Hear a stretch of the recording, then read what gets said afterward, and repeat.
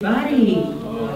Okay, I'm gonna read a little bit and then I'm gonna talk a little bit, okay? Okay. All right, first I want to give thanks to Mr. Almonte, your president for the Student Government Association, and the veteran coordinator, Eric Flood, who put this wonderful event together.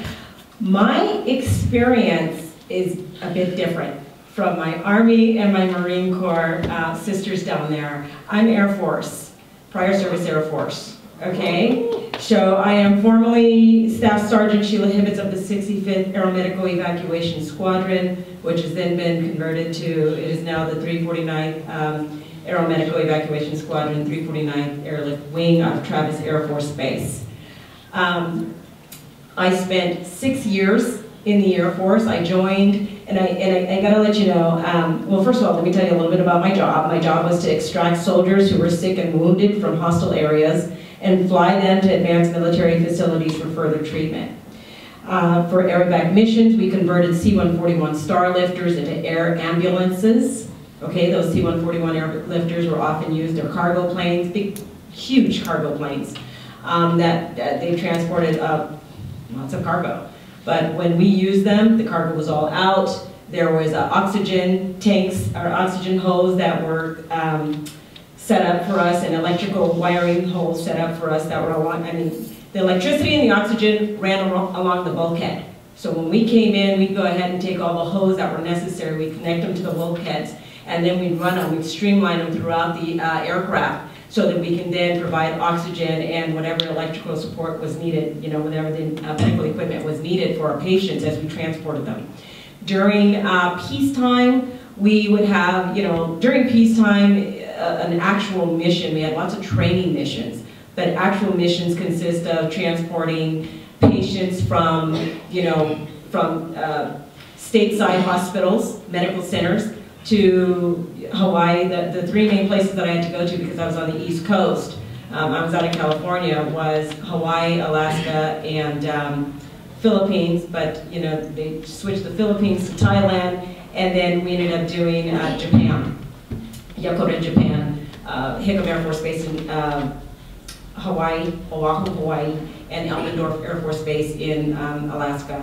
Anyway, so we would transport patients back and forth between, you know, going back overseas. That was our overseas as we were doing that there. The minute we would have, we would start setting up about 3 hours prior to, we had show time and go time. Show time was 3 hours prior to taking off, go time was takeoff time.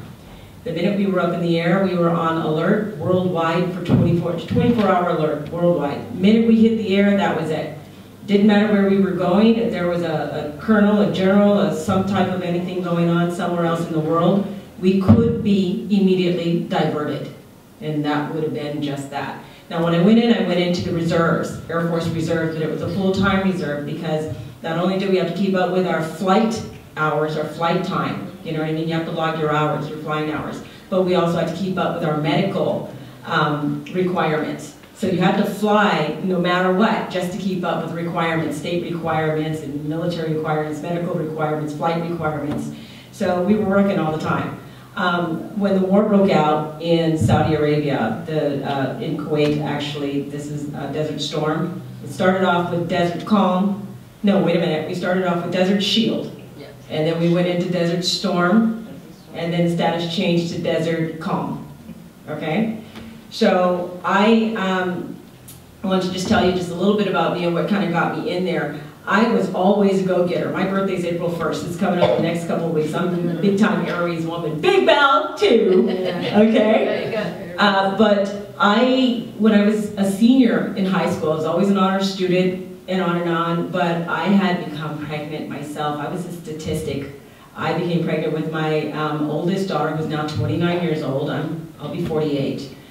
She's now 29 years old. She was born, I stayed in school. She was born 2 weeks before I graduated. She walked down, she didn't go down the aisle with me, but they allowed me to take my senior picture with her.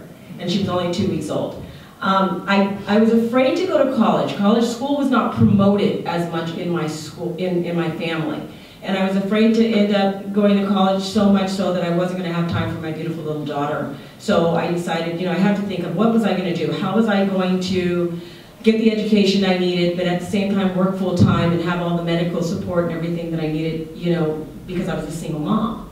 How am I going to get all these things that, you know, most adults didn't even have going on? And I was 18 years old, and the only thing I could think of was the military. First thing that I did was I was getting ready to go Marine Corps.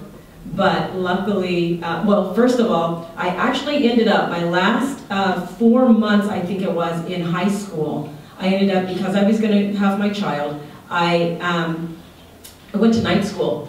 And because of those 4 months of night school, Marine Corps wouldn't accept me. They said they wouldn't take me because I didn't actually have a high school diploma. I had a night school or adult school diploma after all that time having gone to high school. So the Marine Corps wouldn't, they couldn't get a waiver for it. They, you know, so I ended up going Air Force. Loved the Air Force, wanted to go into the Air Force, but I was so, there was an aggressive side to me, so I thought I belonged in the Marine Corps, you know. But as it was, I went into the Air Force, and I figured, okay, look, if I'm going to go in the Air Force, I'm going to fly. If I go into the Navy, I want to be on some water. If I go into the Army, I want a gun in my hand, okay? So let's get it straight. I went into the Air Force, and I wanted to be on a plane, right? So that was, and I thought, one of the things that my recruiter told me was, he said, you know, when you go into the military, and actually it was my cousin too, I had a cousin that was a captain in the Air Force, and she says, when you go in, make it easy on yourself. Don't make it hard on yourself and pick something that you've never done before, you don't know how to do, people are going to push you around, you don't know what's up from down and right from wrong. Go into something you know. So I come from a family of nurses and certified nursing assistants and on and on. I said, well, I got that like the back of my hand. I was raised in hospitals and nursing homes and on and on. So that's one thing I won't have to worry about as much. I can just focus on my military career. So that's exactly what I did. So I went in, I went into basic training. My experience in the military, I gotta tell you, with all the bumps in the road, you know, some of the things that are really challenging, which is how they give you your attitude adjustments and, you know, sort of kind of mold you in the way that they are. My experiences were absolutely phenomenal, okay? I'll never forget a military training instructor in basic training. I hated this man. Oh, I hated him and the woman that he worked with. Okay, and she was like this tall and shoes. Anyways, so flashbacks. She had that little rim hat on, and she was, you know, she was mean. But I'll never forget, and this is just a little tiny story about the difference between an excuse and an explanation.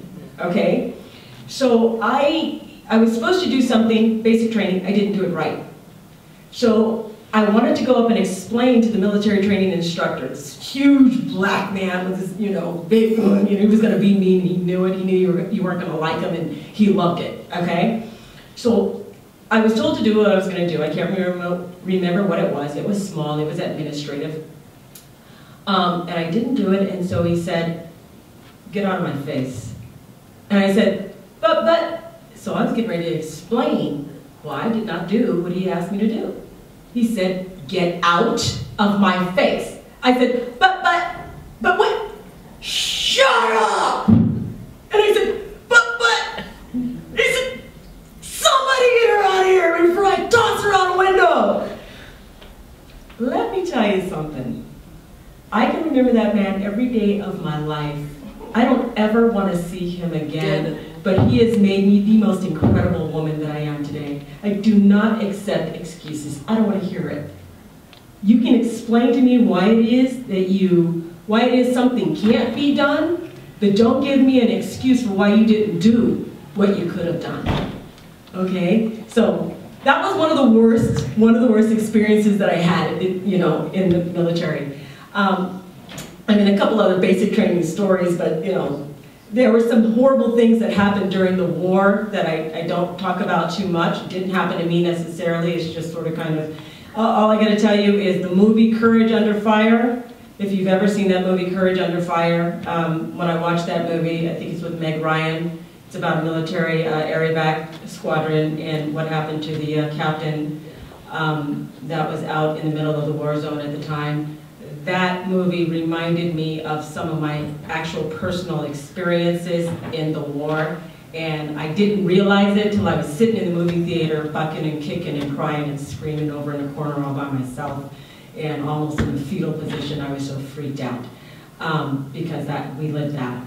I lived that, you know. But aside from that, my experiences were phenomenal. In that, being in the Air Force, you know, like I said, I wanted to go into something where I could provide for my child. I worked a lot more, and I was in school a lot more than if I had just gone to college. Didn't know that was going to happen, but it happened.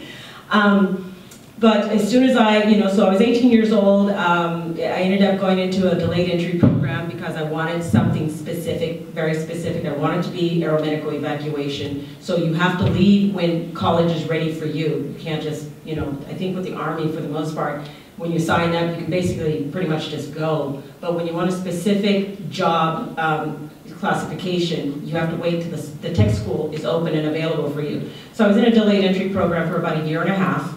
I finished my basic training, I finished my tech school. After I finished tech school, traveled around just a little bit to go to my schools. Then I had to do flight training. But after I finished my tech school, then I had OJT, and the reason why I had OJT in a medical facility, which was out at a medical center out at Travis Air Force Base, is because I had to do enough of a rotation so that I could handle any patient that came onto the aircraft. So the rotation that I did was the same type of rotation, and the training that I did was the same type of training as would be a 4-year nurse, licensed, you know, degree nurse. We got that inside of 1 year. And we really got that inside of 1 year. The reason being is because once you're in flight, the med techs, which I was a med tech, medic, what have you, the med techs take on the role of the licensed nurses, and the licensed nurses take on the role of the flight surgeons or physicians, and that's just how it is. We do everything. We start the IV. We do absolutely everything. The only thing, to be honest with you, there's only 2 things difference between what a licensed nurse does and what a med tech does in the Air Force in that particular situation. The only 2 things different are the licensed nurses have to do. Everything else, we do. Minor surgery leading into major surgery. Everything else we do, but we have to have that officer that's there that signs up on those particular things. So kind of what I wanted to tell you was, so a little bit more about the military, a little bit more about what we did during Desert Storm. I am a veteran. I was in Saudi Arabia, like I said, in 1991 for the Gulf War. I was there towards the end of Desert Storm into Desert Calm. They activated us out of Travis Air Force Base. We were one of the last ones to be activated, and as soon as we got to the war, it was over like 2 weeks later. But the cleanup into Desert Calm, the fallout after that, was where we did a lot of our work. And we worked, they started us out at 36-hour days, okay? So they kind of realized that what we had to do was we had to fly from our base out of Ramstein, Germany, into Saudi Arabia. We created the military, the Air Force, created 2 military cities. Military cities for the Air Force and military cities for the Army were 2 completely different things. And I want to say this because of what my sisters were saying down here. For any of you who want to go into the military, okay? No.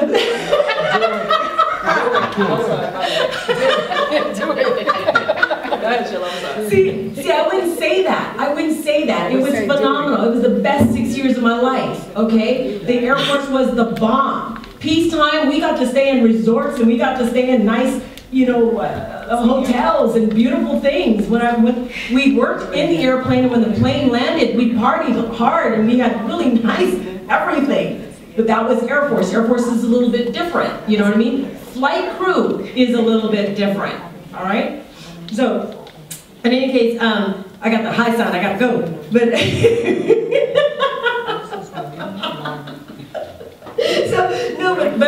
what I will tell you is that when you're deciding to go into the military, don't just do it. Think about what you're doing. I love the military. I raised my children to go into the military, and right when they reached age to go into the military, George Bush Jr. was the president, and I wouldn't let them do it, okay? Because I knew what his game plan was. What I did and what I decided to do, you keep your own mind about you. you know, where you're going, where you're going to be stationed. And a lot of people do think that they don't have choices when you're in the military. You choose to cooperate in the military. Because should you decide not to cooperate in the military really doesn't want anything to do with you. I don't want you getting my back if you don't want to be there. Okay? So that's one of the biggest messages that I will give you. I will step down, but I will also tell you that everybody told me when I was in high school, and because I got pregnant with my daughter, and I'll tell you, when I finished tech school and all my training, I got pregnant again, and I had my second child. And then I went into war and I had 2 kids. I was a single parent with 2 kids, calling kids from Germany going, did you do your homework? You know what I mean? So, but everybody told me that my life was going to be over. You're, you know, you can't do anything with your life. You're a single parent, you got kids, you're young, who's going to want you anymore, blah, blah, blah, blah, blah. I will tell you that, you know, I've got a lot going on right now. I'm extremely successful today. I never got my high school diploma. The only college I went,